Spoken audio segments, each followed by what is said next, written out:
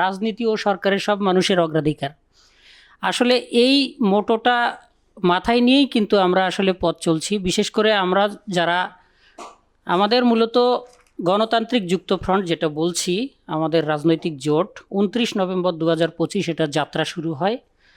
তো এখানে Basad মার্ক্সবাদ, communist party সহ বাংলাদেশ জাসদ এরকম 9টি দল এ পর্যন্ত এখানে অন্তর্ভুক্ত হয়েছে। কিন্তু আমরা যখন এই ফ্রন্টটা গঠন করি তখনই আমাদের বলা ছিল যে যারা কিনা রাজনৈতিক দল করেন না, বিভিন্ন গণতান্ত্রিক সংগঠন করেন, মানবাধিকার সংগঠন করেন, অধিকার ভিত্তিক সংগঠনের সাথে যুক্ত বা কালচারাল অর্গানাইজেশনের সাথে যুক্ত, তারাও এই ফ্রন্টের অংশ হতে পারবে। তো তারই অংশ হিসেবে কিন্তু আমার এবারের প্রার্থী হওয়া। আসলে আমি আজকে কিন্তু এই যে শুরুর দিকে যারা কথা বললেন, আমি কিন্তু ওই সারির লোক, আমি কিন্তু ওইখান থেকেই কথা বলছি বহুদিন। আমি সামনের দিনেও হয়তো এইভাবেই বলবো, কিন্তু আজকে হয়তো প্রার্থী হয়েছি এর পেছনের ব্যাকগ্রাউন্ডটা হচ্ছে আমি এমন একটা জায়গা থেকে উঠে আসা যেখানে একটা সময় মন্দিরে ঢোকার জন্য আমাকে ওখানে মানবাধিকার কমিশন পর্যন্ত মানে আবেদন করে সেখানে আমার শুনানি হয়েছে বগুড়ার শাহজাহানপুর উপজেলায়। সেইভাবে আমার সেই অধিকারটা অর্জন করতে হয়েছে।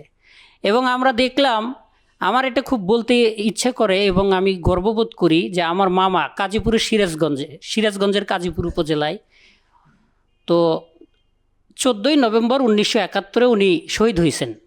এটা এই কারণেই বলা, তো আমাদের রবিদাসরা তো বেশিরভাগ চামড়ার ব্যবসা করেন, চামড়া প্রক্রিয়াজাতকরণ করেন বা কাঁচা চামড়ার ব্যবসা করেন আর কি। তো মামা ওই নানার বা দাদুর ওই চামড়ার মোকাম থেকে চামড়া চুরি করে নিয়ে যায় বিক্রি করে লুকিয়ে মুক্তিফৌজে যোগদান করছে। ট্রেনিং নিয়ে এসে এই 14ই ফেব্রুয়ারি অবিবাহিত অবস্থায় যুদ্ধে শহীদ হয়েছেন। এখনও তার স্মৃতিসৌধ আছে বড়ইতলিতে। এবং আমি যখন আমার সম্প্রদায়ের ইতিহাস ঘাটা শুরু করলাম, এখন পর্যন্ত 17 জন মুক্তিযোদ্ধা জীবিত বাংলাদেশে। রাজকুমারী রবিদাস ফুলমতি বীরাঙ্গনা আমাদের এই সাদুল্লাপুর গাইবান্ধায় এখনও জীবিত। কিন্তু আমরা দেখলাম যে আমাদের এই জনগোষ্ঠীকে বাংলাদেশে এখন পর্যন্ত মর্যাদায় দেয়া হচ্ছে না। আমি 25 সালের অসংখ্য ঘটনা বলতে পারবো, বলতে চাই না, কেননা মনীন্দ্রদা অনেকটা কাভার করছেন, আমার একটু সুবিধা হয়েছে। কিন্তু আমি আপনাদের এটাও একটু জানায় রাখতে চাই, কেবলমাত্র আমার সম্প্রদায় থেকেই 6 জনকে মব সৃষ্টি করে পিটিয়ে মারা হয়েছে। রংপুরের প্রদীপলাল রবিদাস, রূপলাল রবিদাসকে মিথ্যা ভ্যান চুরির অভিযোগে পিটিয়ে মারা হইল। এই দীপুচন্দ্র দাস আমাদের কমিউনিটিরই ছেলে, তাকে কিভাবে দেখেন যে ঝুলায়া আগুন দিয়ে পুড়িয়ে মারা হচ্ছে। আমরা সব জায়গায় গেছি সরেজমিন পরিদর্শনে। এখন আমার বক্তব্য আসলে এরকম হওয়ার কথা না, কিন্তু আমি আবারও বলছি, আমি কিন্তু ওই সারির লোক যে এই অধিকারের প্রশ্নে আমি সর্বদা যথাসাধ্য সোচ্চার থাকার চেষ্টা করেছি।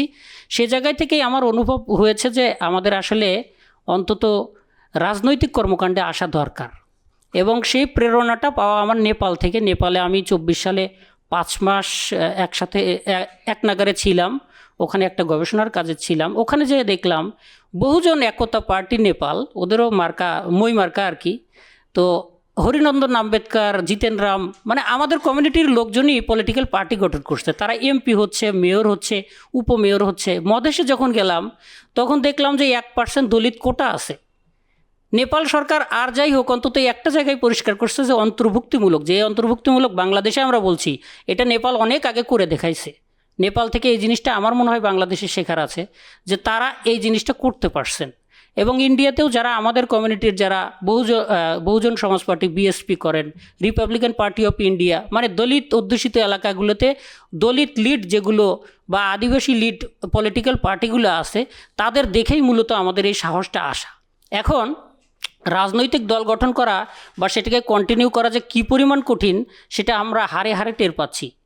আমি শুধু এই প্রার্থী হতে গেছিলাম 2018 সালে, তখনই আমাকে হুমকি দেওয়া হয়েছে। তখন আমি অবশ্য কোদাল মার্কার প্রতীক নিয়ে কেবল মনোনয়ন ফর্ম নিয়ে, পার্টির মনোনয়ন নিয়ে এলাকায় গেছি 2018-তে বগুড়াই 1 আসনে সারিয়াকান্দি সোনাতলা।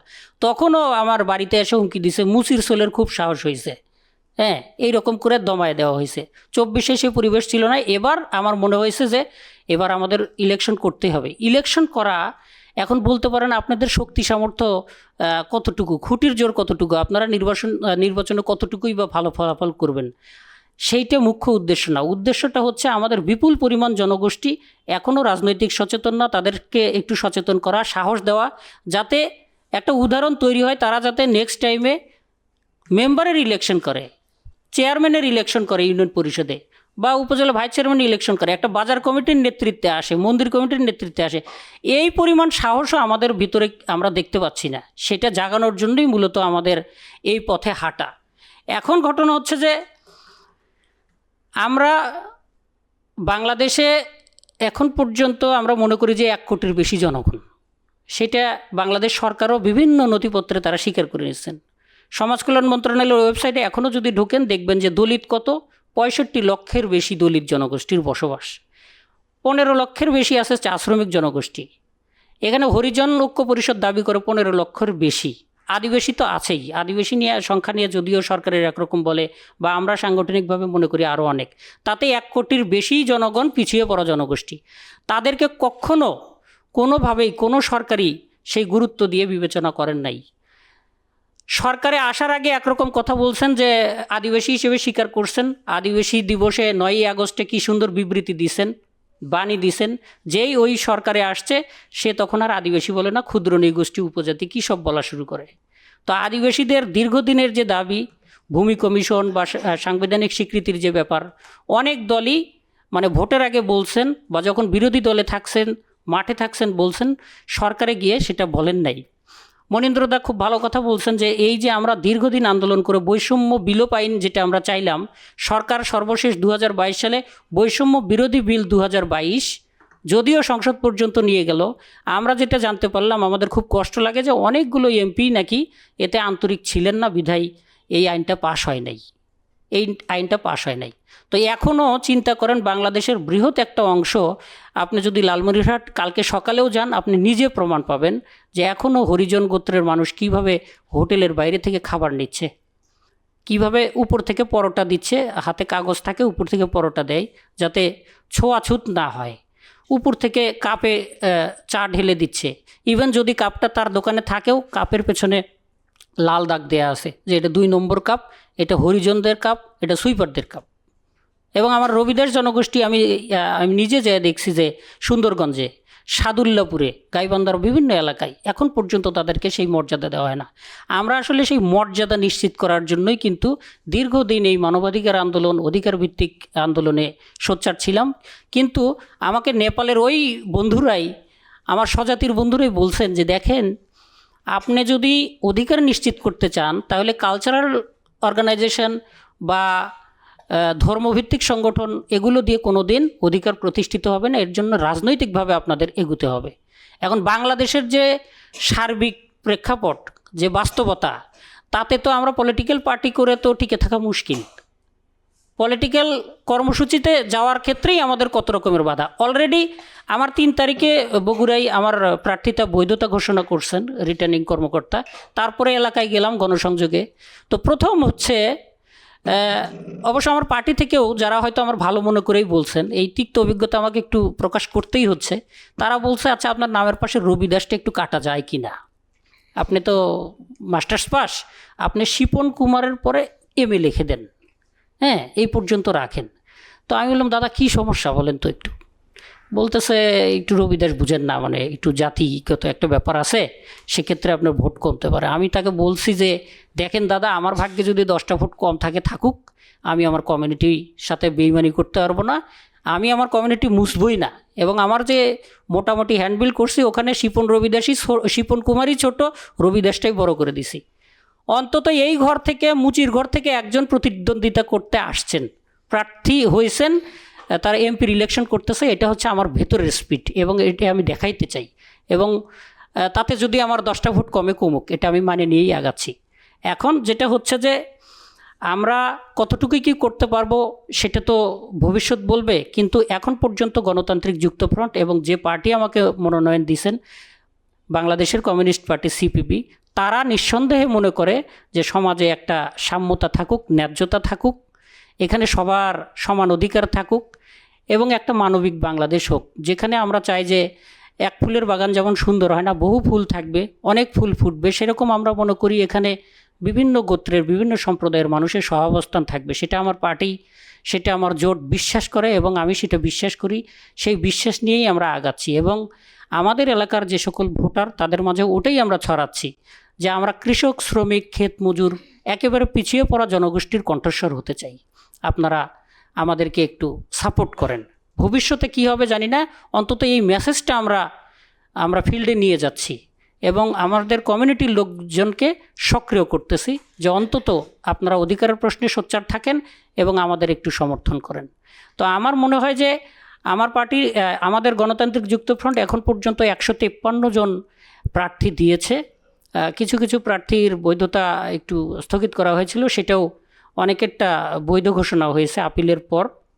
আমরা এখন 153 জন মাঠে আছি এবং প্রত্যেকেই চাই এই সমাজটা একটা মানবিক সমাজ হোক, সাম্য আসুক, মব ভায়োলেন্স না থাকুক, যাতে সকল সম্প্রদায়ের মানুষ তাদের অধিকার নিয়ে, মর্যাদা নিয়ে এই বাংলাদেশে বাঁচতে পারে। আমরা যেহেতু শুরু থেকেই অন্তর্ভুক্তিমূলক চিন্তা চেতনা নিয়েই আমাদের যাত্রা, তো সেই জায়গা থেকে আমরা স্বপ্ন দেখি যে আপনারা জেনে থাকবেন যে রংপুরে কিন্তু একজন প্রার্থী হয়েছেন রানী হিজরা, তাই না?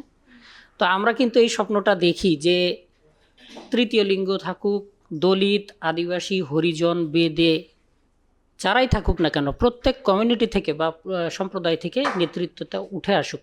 এবং সেই নেতৃত্ব আমরা এই নমিনেশন দেওয়ার ক্ষেত্রেও আমাদের জোট এবং দল খুব খোঁজাখুঁজি করছেন যে কোনো প্রতিবন্ধী নারী বা পুরুষ মানে চায় কি না এমপি ইলেকশন করতে। আমরা কিন্তু এটা খুঁজেছি এবং কোনো চা শ্রমিক সাহস করে কি না আমরা তাদেরকে উৎসাহ দিয়েছি। তারা অনেকগুলো প্রতিবন্ধকতার কারণে পারেন নাই, তারা বলেছেন যে সামনে লোকাল ইলেকশনে তারা হয়তো কম্পিট করবেন। তো আমাদের কথা হচ্ছে যে এই কমিউনিটিগুলোকে উঠায় নিয়ে আসা। আর যেহেতু আমাদের আন্দোলন সংগ্রামে সবসময় আমরা একটা স্লোগান দেই, সব মুখে ভাত চাই, সব হাতে কাজ চাই, কেউ খাবে তো কেউ খাবে না, তা হবে না তা হবে না, এটা তো আমরা মনে প্রাণে বিশ্বাস করেই বলি, স্লোগানটা দিই। সুতরাং যদি আমাদের জোট এবং দল ক্ষমতায় যায়, নিঃসন্দেহে এটা আমাদের প্রায়োরিটি লিস্টে থাকবে এবং ইতিমধ্যেই আমাদের ইশতেহার লেখার কাজ চলছে। ইশতেহারে এই জিনিসটাও অগ্রাধিকার থাকবে যে কিভাবে বেকারত্ব কমানো যায়, মানুষের কর্মসংস্থান বৃদ্ধি করা যায় এবং ধর্মীয় এবং জাতিগত সংখ্যালঘু জনগোষ্ঠীর সার্বিক নিরাপত্তা যাতে নিশ্চিত করা যায়, এই বিষয়ে আমাদের বড় একটা অগ্রাধিকারের জায়গা সবসময়ই থাকবে এবং ছিল। আর একটা জিনিস আমরা সবসময় বলতে চাই যে বাংলাদেশে আসলে সকলের স্বাভাবিক মৃত্যুর একটা গ্যারান্টি থাকা দরকার।